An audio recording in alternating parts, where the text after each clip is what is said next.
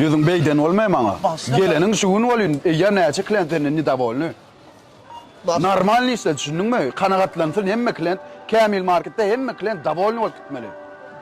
Ne mi etmeli ol ya? Näme diýme ka etmeli. Ha, değil mi etmeli? Düşündün mü?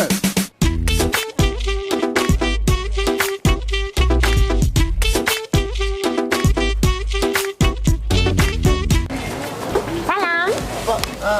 Spimen mara, börök, etnisi, otlusi, oksülerim aldım ben.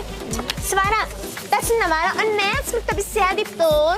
Asınna vara, ben sun uyu akıtıp bana bir sırf gördüm he. Onu ortamı toluyonu bir sene. Sun bana berayda mangalay.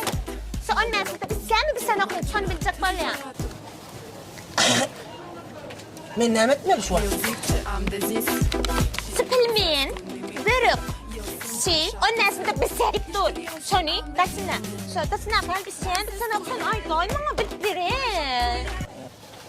Şunu bilmesen radyo değil mi? Yok, sun bana berayda gayret et.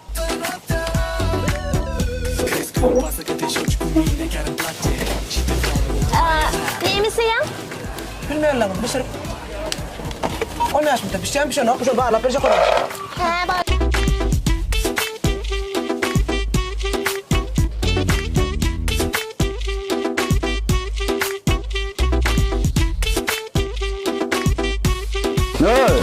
Nämişleýän? Uy başla.